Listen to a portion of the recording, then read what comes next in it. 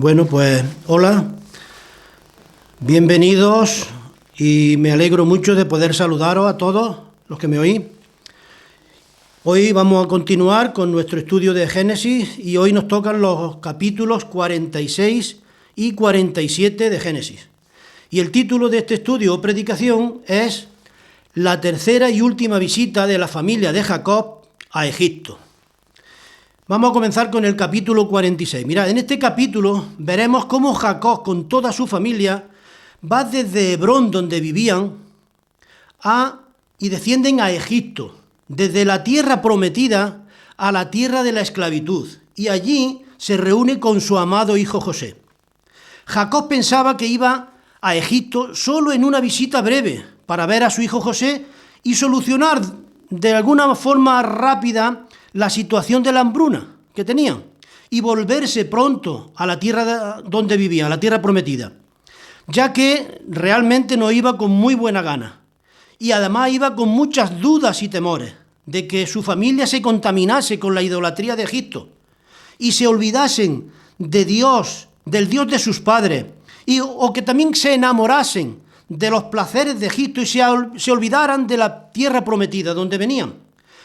Ahora, Jacob deseaba que Dios le indicara si debía de ir a Egipto o no. ¿Por qué? Porque antes, cuando Abraham, su abuelo, descendió a Egipto en la primera hambruna que hubo en la tierra, eso fue en Génesis 12, Abraham tuvo problemas en Egipto.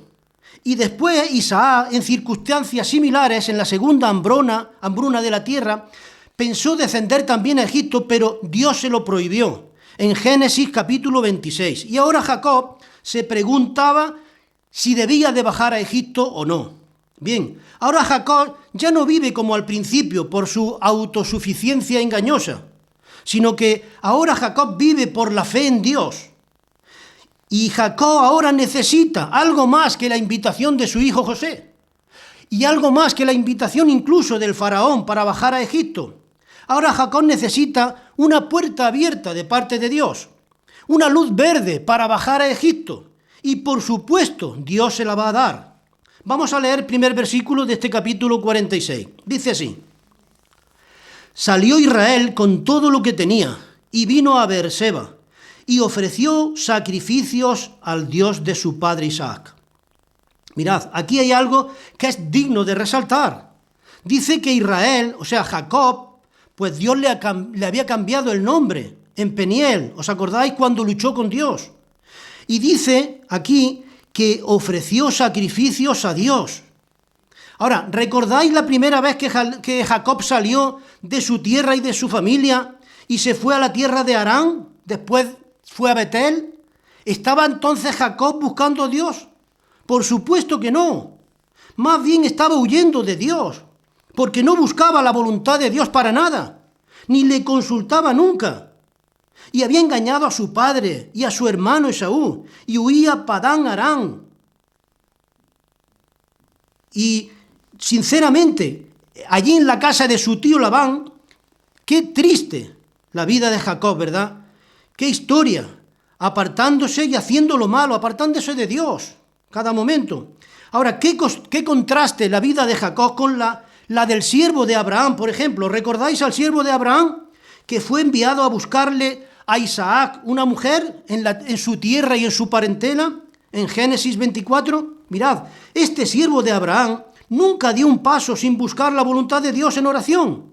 Pero Jacob, por su parte, había dado muchos pasos en su vida sin buscar a Dios. Jacob pensaba que Dios no le hacía falta para nada.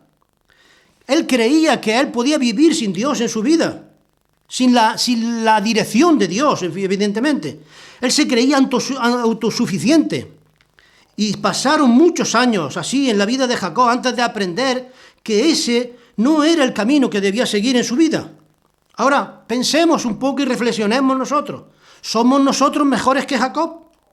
¿Cuántos cristianos hoy en día se pasan toda la semana dejando fuera a Dios de sus planes, de su vida, y toman sus propias decisiones sin tener en cuenta a Dios para nada, haciendo lo que les da la gana, y luego van a la iglesia los domingos y se portan como si fueran religiosos y espirituales, aparentando querer hacer la voluntad de Dios el domingo.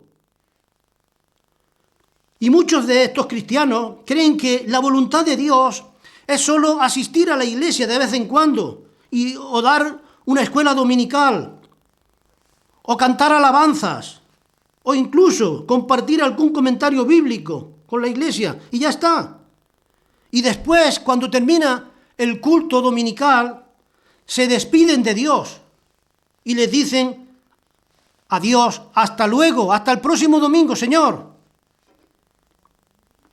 Y durante el resto de la semana, Dios no está incluido en sus vidas, ni en sus planes para nada. No le buscan, no buscan a Dios para nada. No le escuchan leyendo su palabra. No hablan con Él en oración, ni le obedecen siquiera durante la semana. Bueno, así era también Jacob antes, pero ahora vemos un cambio radical en su vida. Vemos que ahora sí busca Jacob a Dios y ofrece sacrificios, como hemos visto en este versículo. Y veremos que Dios es bueno con Jacob y le habla. Vamos a leer los siguientes versículos, del 2 al 4. Dice así: Y habló Dios a Israel en visiones de noche, y dijo: Jacob, Jacob. Y él respondió: heme aquí. Y dijo: yo soy Dios, el Dios de tu padre. No temas descender a Egipto, porque allí yo haré de ti una gran nación. Yo descenderé contigo a Egipto, y yo también te haré volver. Y la mano de José cerrará tus ojos. Mirad, Dios prometió que haría de Jacob una gran nación en la tierra de Egipto. Ahora, ¿se cumplió esa promesa? La respuesta está unas páginas más adelante. Si buscáis un poquito más adelante en Éxodo capítulo 1 y en el versículo 7, fijaros lo que dice. Éxodo 1:7. Y los hijos de Israel, eso es Jacob, fructificaron y se multiplicaron, y fueron aumentados y fortalecidos en extremo, y se llenó de ellos la tierra. ¿Lo veis? Dios cumplió su promesa. Por supuesto, realmente hubo una verdadera explosión, una multiplicación de los israelitas en la tierra de Egipto. Ahora, ¿cómo podemos explicar esto? 70 personas que bajaron, solo de una manera. Dios estaba cumpliendo su promesa a Jacob de una manera milagrosa. Ahora sigamos leyendo los versículos siguientes, del 5 al 7. Fijaros lo que dice. Esto es interesante. Dice: y se levantó Jacob de Beerseba, y tomaron los hijos de Israel a su padre Jacob y a sus niños y a sus mujeres en los carros de Faraón, en los carros que Faraón había enviado para llevarlo. Y tomaron sus ganados y sus bienes que habían adquirido en la tierra de Canaán, y vinieron a Egipto, Jacob y toda su descendencia consigo, sus hijos y los hijos de sus hijos consigo, sus hijas y las hijas de sus hijos, y toda su descendencia trajo consigo a Egipto. Mirad, la vida de Jacob la podemos dividir en tres partes, en tres etapas que coinciden, con tres sitios también geográficos en su vida. Primero, la tierra de Harán. Segundo, la tierra de Canaán. Y tercero, la tierra de Egipto, donde está ahora. Mirad, y estos tres niveles, estas tres etapas y estos tres sitios geográficos también denotan tres niveles espirituales en la vida de todos los creyentes. Y por supuesto los vamos a ver ilustrados aquí en la vida de Jacob. Mirad, primer nivel espiritual. Esta es la primera etapa de su vida de Jacob. Jacob salió de Hebrón, solo con su cayado, que le acompañó el resto de su vida. Y en primer lugar llega a la tierra de Harán, allí donde estaba su suegro, y se convierte allí en un hombre de Dios que vive como, según la carne. ¿Y cómo salió de allí? Salió de allí huyendo de Harán, perseguido por su suegro Labán, con el temor incluso de que lo encontrara su hermano Esaú, que quería matarlo, por el engaño que le había hecho antes. Ese es el primer nivel. El segundo nivel espiritual es también la segunda etapa de la vida de Jacob. Es cuando llega a la tierra de Canaán, donde luchó con el ángel de Jehová. ¿Os acordáis, verdad? Ahora aquí, Jacob es un hombre de Dios que lucha en sus propias fuerzas. Aún no está acostumbrado a depender totalmente de Dios. Está cambiando, pero no del todo. Y luego el tercer nivel espiritual es la tercera etapa de la vida de Jacob. Ahora va a Egipto y ya no necesita caminar o correr huyendo. Ahora desciende en los carros del faraón y se apoya en su cayado que llevaba, confiando en Dios y caminando ahora por la fe en Dios. Ahora Jacob es un hombre de Dios que vive y camina por fe en Dios. Bien, mirad, aunque José es el personaje sobresaliente en estos capítulos de Génesis, pensemos ahora por un momento y reflexionemos en el hombre espiritual y de fe en que se ha convertido Jacob, porque es un referente para nosotros. Jacob al fin llega a ser el tipo de hombre que Dios quería que fuera. Jacob llega a ser la persona que Dios quería que fuera. Y solo Dios puede hacer ese tipo de hombres, ese tipo de personas. Como dice la Escritura en Filipenses 1:6, fijaros lo que dice. Estando persuadido de esto, que el que comenzó en vosotros la buena obra, la perfeccionará hasta el día de Jesucristo. ¿Lo veis? Dios estaba trabajando en Jacob y le perfeccionó. Y así Dios actúa en cada uno de nosotros, en tu vida y en la mía, perfeccionándonos cada día, a través de lecciones, a través de pruebas que Él permite en nuestra vida. Permitidme recordar de nuevo las tres etapas de la vida de Jacob, que son también acumulables para nosotros.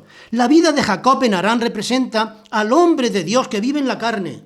La vida de Jacob, en segundo lugar, en Canaán, representa al hombre de Dios que lucha en sus propias fuerzas. Y en tercer lugar, la vida de Jacob en Egipto representa al hombre que ahora sí camina por la fe en Dios. Y pienso que estas tres etapas son también comunes a muchos de nosotros hoy en día. Primero, hubo en nuestras vidas aquel tiempo cuando conocimos el Evangelio a través de la palabra de Dios y confiamos en ella y conocimos al Señor Jesucristo como nuestro Señor y Salvador. Segundo, después vino aquel periodo en nuestra vida en que hubo una lucha y en que pensábamos que nuestra vida espiritual, en nuestras propias fuerzas, luchábamos en nuestras propias fuerzas, como Jacob. Y en muchos casos este periodo duró varios años en nuestra vida. Y en tercer y último lugar, vino el tiempo en nuestra vida en que crecimos en la gracia y el conocimiento de nuestro Señor Jesucristo. Y ahí seguiremos hasta el día de Jesucristo, como hemos leído. Ahí estamos. Queridos hermanos y amigos que me oís ahora, por favor, no os desaniméis si estáis en alguna de las primeras etapas. Recordemos que pasaron muchos años antes de que Dios perfeccionara a Jacob. Como dice el dicho, un diamante no se forma de la noche a la mañana. Y como ya estudiamos antes, ni tampoco un cristiano madura en una semana. Claro que no, es una cosa de toda la vida. Vamos madurando. Ahora bien, hemos leído en estos versículos últimos, del 5 al 7, que Jacob descendió a Egipto con todo lo que tenía, con toda su descendencia. ¿Por qué? Porque había hambre en la tierra. Y dice que llevó sus posesiones, toda su familia y descendencia. Y ahora llegamos aquí a la lista de todos los nombres que descendieron con Jacob a Egipto, desde los versículos 8 al 27, pero como sabemos ya, ¿no?, que es fastidioso el leer tantos nombres de la genealogía, como ya hemos dicho en muchas otras ocasiones, no vamos a leer estos 20 versículos, pero sí os invito a que los leáis en vuestra propia casa a solas, porque son de bendición. Mirad, aunque no los vamos a leer, sí quiero llamar vuestra atención sobre algo muy importante que están en estos versículos. El versículo 27 en su parte segunda dice: todas las personas de la casa de Jacob que entraron en Egipto fueron 70. Y en esta genealogía todos se mencionan por su nombre, los 70. Ahora, ¿por qué están todas estas listas de nombres aquí en las Sagradas Escrituras, en la Biblia? En el gran libro de Dios, en la Biblia. ¿Es que Dios no tiene informaciones más interesantes, lecciones más importantes que darnos? Y aunque nos sorprendan, la respuesta es que no. La verdadera respuesta es que no hay nada más importante que nuestro Señor Jesucristo. Y esta es la genealogía que nos conduce a Jesús. Por eso es tan importante. Si estudiamos bien estos nombres de esto que estamos diciendo, del 8 al 27, que bajaron con Jacob, si estudiamos bien estos nombres nos daremos cuenta que estos nombres están en la genealogía, muchos de ellos están en la genealogía del Nuevo Testamento, en el Evangelio de Mateo en el capítulo 1 y en el Evangelio de Lucas en el capítulo 3. Están ahí y son importantes por eso. Estos nombres son muy importantes y por eso están escritos en la Biblia, que es el libro de Dios por excelencia. Ahora, Jesús, quiero hacer una pregunta. Mirad, ¿has oído alguna vez hablar del libro de la vida del Cordero? Jesús dijo a sus discípulos algo muy importante sobre este libro, de la vida del Cordero de Dios. En Lucas 10:20, fijaros lo que dijo Jesús. No os regocijéis de que los espíritus os se os sujetan, sino regocijaos que vuestros nombres están escritos en el cielo. ¿Veis? Lo más importante en la vida es tener nuestros nombres escritos en el libro de la vida del Cordero. Porque, como dice la Biblia también en Apocalipsis 21:27, solo entrarán en el cielo, leedlo, Apocalipsis 21:27, solo entrarán en el cielo los que tienen sus nombres escritos en el libro de la vida del Cordero. Amigo oyente, ¿está tu nombre escrito en el libro de la vida del Cordero? ¿No te gustaría que estuviera? Ahora, la respuesta a esta pregunta, si está tu nombre escrito en el libro de la vida del Cordero, es sencilla de contestar. Mirad, tu nombre estará escrito allí, en el libro de la vida del Cordero, si en alguna ocasión has recibido tú a Jesucristo como Señor y Salvador por la fe en Él y el arrepentimiento de tus pecados. ¿Lo has hecho alguna vez? Querido amigo que me escuchas, si lo has hecho, tu nombre está allí con toda seguridad, en el libro de Dios para salvación eterna. Ahora, si no lo has hecho aún, te invito a que lo hagas ahora. Hazlo ahora mismo. Recibe a Jesucristo como tu Señor y Salvador por la fe y el arrepentimiento. ¿Sabes por qué? Porque todos estamos en la línea de Adán, por el nacimiento natural de nuestra madre. Y todos estamos en esa línea de Adán por el simple hecho de haber nacido naturalmente.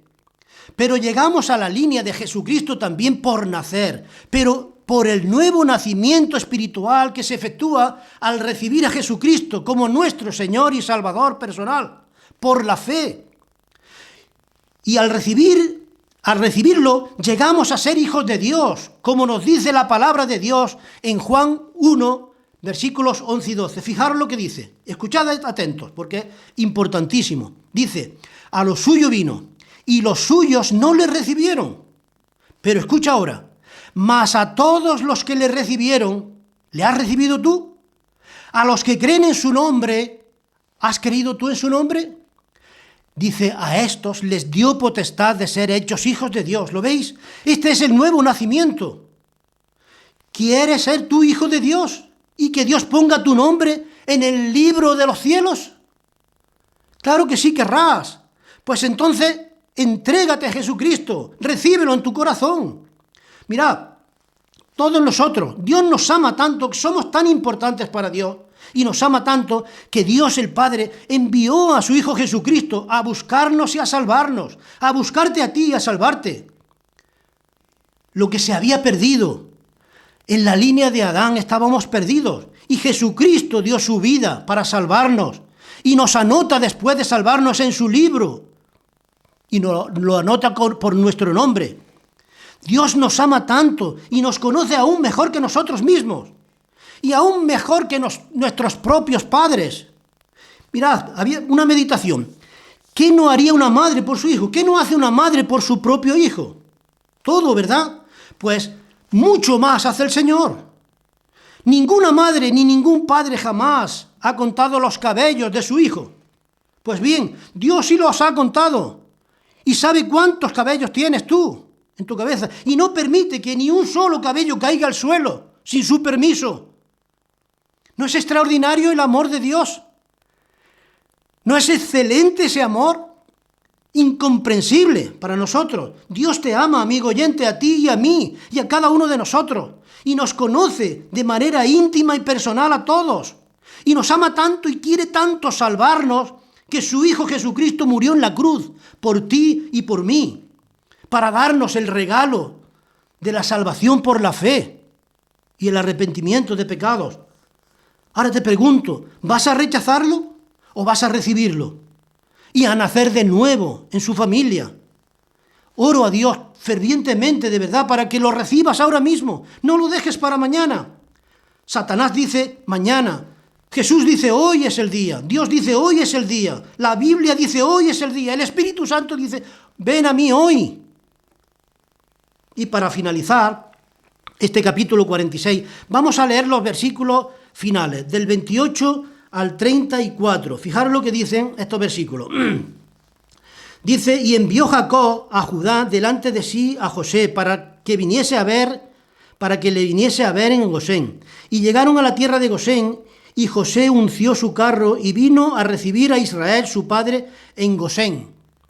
Y se manifestó a él y se echó sobre su cuello, esto es interesante, y lloró sobre su cuello largamente. Aquí quiero pararme unos segundos, un minuto. Realmente esto es extraordinario, porque esto a mí me recuerda, me hace añorar los abrazos, los besos, los saludos cariñosos con los hermanos que llevamos un año sin podernos abrazar, sin podernos besar, sin podernos saludar amigablemente, sin miedos, sin infringir ninguna ley. Y llevamos solamente un año y añoramos eso. Y yo sé que estaríamos dispuestos también cuando llegue la hora, y esperamos que tarde o temprano llegará, os lo aseguro, llegará. Y nos podremos abrazar y hacer como José hizo con su padre Jacob, llorar sobre nuestros cuellos unos y otros, con nuestros amigos, con nuestros familiares, con nuestros hermanos. Pero qué escena más tierna. Dice, y se echó sobre su cuello, lloró sobre su cuello largamente. No sabemos cuánto tiempo. Pero ¿sabéis qué? Nosotros llevamos un año, pero ellos llevaban más de 20 años sin verse, sin abrazarse. Y aún Jacob sin saber que vivía su hijo. Allí en el suelo seguramente habría un charco de lágrimas. Pero sigamos. Versículo 30 dice, entonces Israel dijo a José, muera yo ahora, ya que he visto tu rostro y sé que aún vives. ¡Qué bien! Y José dijo a sus hermanos y a la casa de su padre, subiré y lo haré saber a Faraón y le diré, mis hermanos y la casa de mi padre, que estaban en la tierra de Canaán, han venido a mí. Y los hombres son pastores de ovejas porque son hombres ganaderos, y han traído sus ovejas y sus vacas y todo lo que tenían. Y cuando el Faraón os llamare y os dijere, ¿cuál es vuestro oficio? Entonces diréis, hombres de ganadería han sido tus siervos desde nuestra juventud hasta ahora, nosotros y nuestros padres, a fin de que moréis en la tierra de Gosén, porque para los egipcios es abominación todo pastor de ovejas. Bien, esto es interesante también, porque la figura, mira, aquí en este versículo 34, podemos ver, ¿no?, que a los egipcios no les gustaban los pastores para nada, eran abominación para ellos. Pero en contraste a los egipcios, es interesante ver que la palabra de Dios sí tiene mucho que decir y bueno de los pastores. La figura del pastor es la que se emplea en la Biblia para describir a nuestro Señor Jesucristo, que es el buen pastor que su vida da por las ovejas. Es el gran pastor que hoy cuida de sus ovejas. Y Él es también el príncipe de los pastores, que muy pronto volverá para llevarse a sus ovejas a su mansión celestial. Y este pastor es Jesucristo, es el buen pastor. Y el pastor hoy es abominación todavía al mundo, que representa Egipto. Y el pastor todavía es rechazado en el mundo de hoy en día. Ahora, el verdadero pastor es aquel que murió por los pecados del mundo, que fue nacido de una virgen, que murió, que vivió haciendo milagros y bienes durante toda su vida y que resucitó corporalmente de la muerte. Este es el buen pastor que el mundo abomina, que aborrece, que no acepta y que rechaza. Pero este es el buen pastor que presenta a la Biblia como el único pastor al cual deben de seguir sus ovejas. ¿Lo seguirás tú? Espero que sí. Y vamos a entrar ahora en el capítulo 47. Bien, ahora en este capítulo vemos aquí a los 70 miembros de la familia de Jacob. Ya están viviendo ahora en la tierra de Gosén, la tierra más rica que había en Egipto. Aunque ahora ninguna tierra había mucho con la hambruna, pero esa era la más rica. Y José se los presenta a Faraón en los versículos del 1 al 4. Fijaros. Ahora, este capítulo es sin duda el mejor capítulo en la vida de Jacob. Desde que lo conocimos hasta ahora. Porque realmente hasta ahora no había sido un buen ejemplo para nada. Y es que realmente Jacob no había vivido por fe hasta ahora, hasta que llegó a Egipto, de una manera firme. Y vemos aquí en estos versículos primeros que debido a la gravedad del hambre en toda la tierra, lo podemos ver en los versículos 4 y 13 que nos lo expresan bien, que había una gravedad grande en toda la tierra por el hambre. Dice, José aquí compra por esto para el faraón todos los animales, toda la tierra de Egipto, y se hace con todo el dinero que tenían en Egipto. Y José al final del capítulo hace una promesa, le jura a su padre Jacob que no lo enterrará en Egipto. Una bendición. Ahora, José vino al palacio y presentó a su padre Jacob y a sus hermanos se los presentó al faraón de Egipto, en los versículos del 1 al 4, como hemos dicho, y del 7 al 10. Pero antes los había instalado en la tierra de Gosén ya. ¿Por qué? Esto fue una estrategia inteligente de José, que era inteligente. Tenía dones. Pues si José ya, si lo instaló allí, si ya estaban allí viviendo y estaban a gusto, pues Faraón estaría más favorable a concederles esa tierra. Pues si ya se habían asentado allí, habían deshecho todos sus enseres, pues sería más favorable que lo diera. Y así lo hizo, ¿no? Esto fue una estrategia. Y ahora en los versículos, mirad los versículos del 7 al 10, son interesantes. Mirad, José presenta a su padre al faraón. Y aquí hay algo muy notable que no debemos de pasar, que no debemos de dejar de pasar, de pasar por alto, ¿no? Pues debemos de notar aquí cómo Jacob ha cambiado.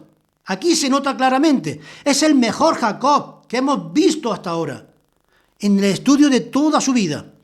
Fijaros lo que dice el versículo 7. Dice, también José introdujo a Jacob su padre y lo presentó delante de Faraón. Y fijaros ahora, y Jacob bendijo a Faraón. Fijaros aquí cómo es Jacob el que bendice a Faraón. Aquí vemos cómo Jacob ha cambiado y comienza a cumplir lo esperado de él. Jacob es un testimonio vivo ahora para Dios.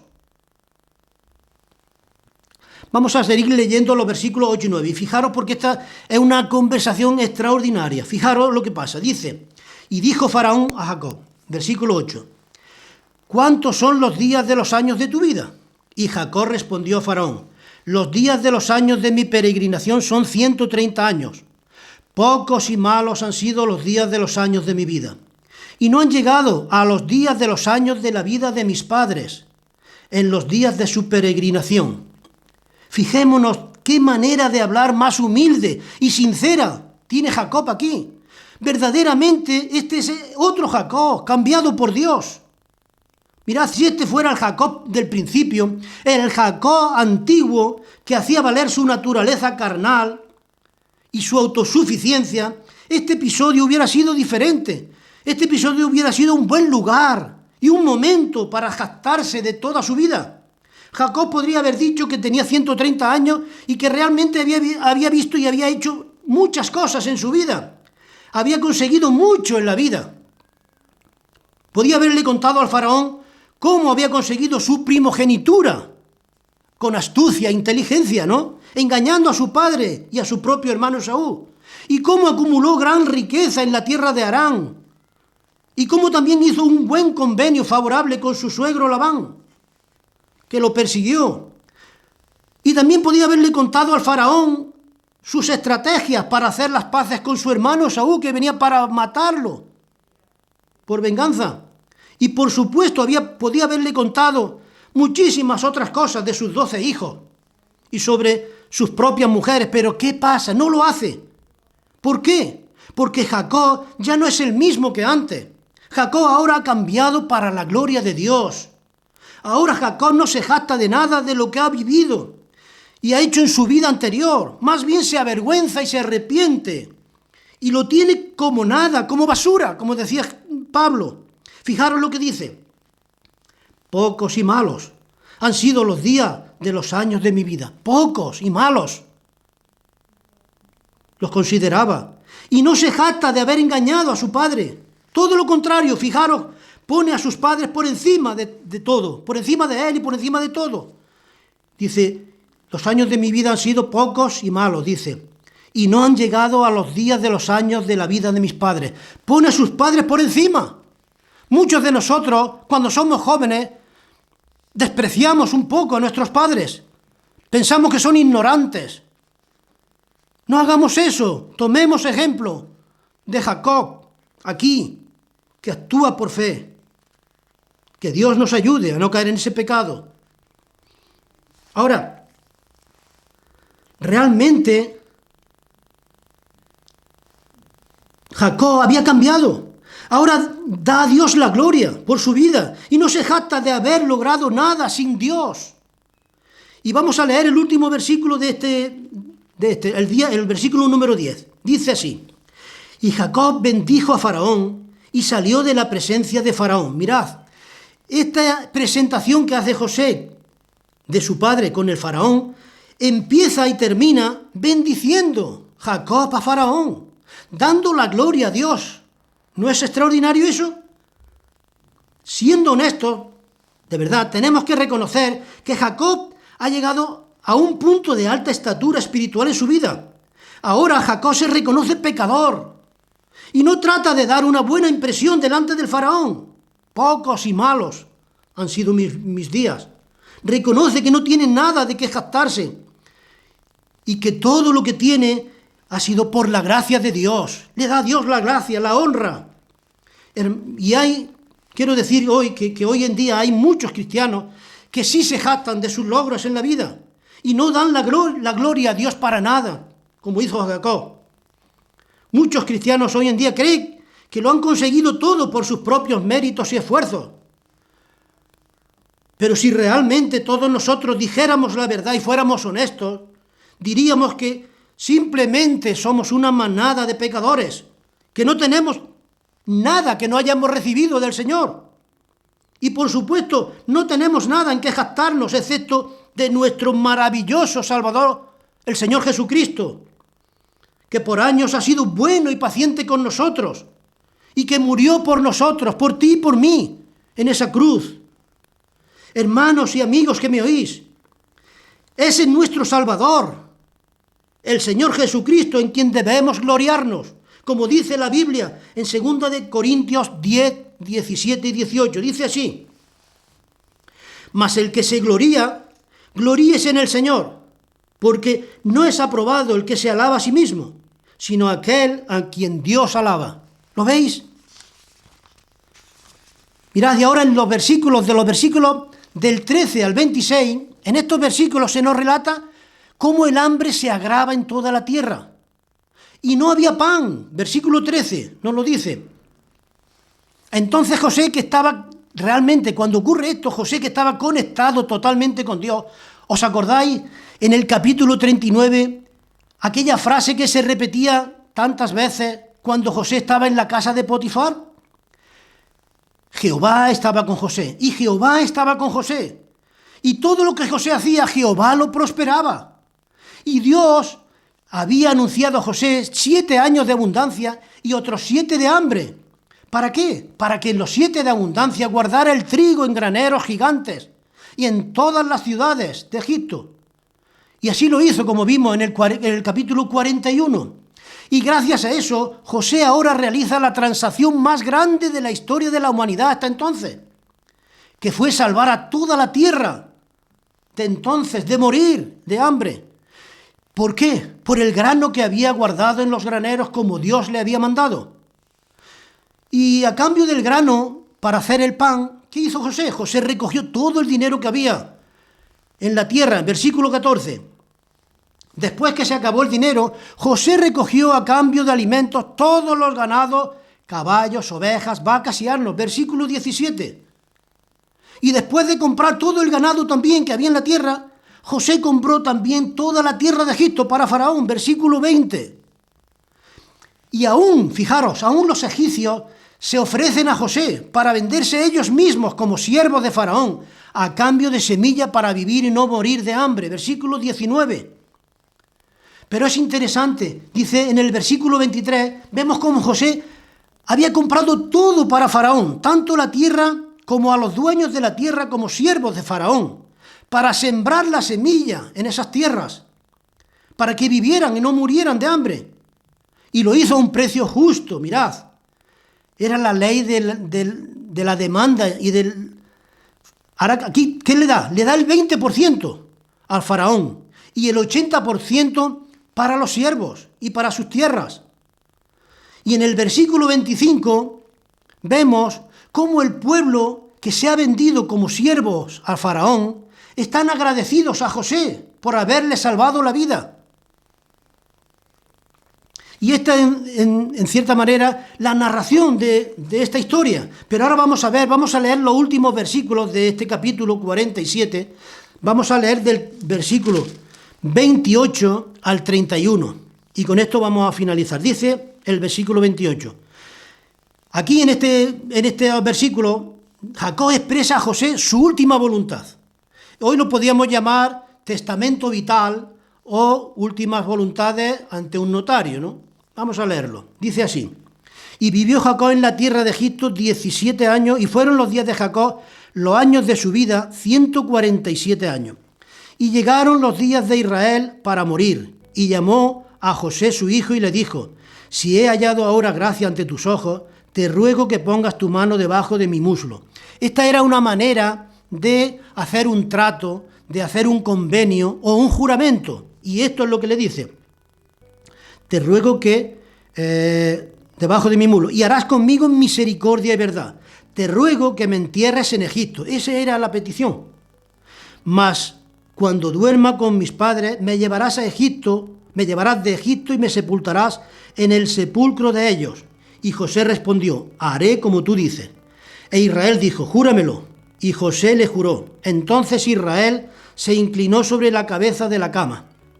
Hasta aquí la palabra de Dios. Mirad, tenemos que reconocer, hermanos y amigos que me oís, que la fe de Jacob en el pacto de Dios era real, tan real como la de sus padres Abraham e Isaac, y ahora lo hace con él también.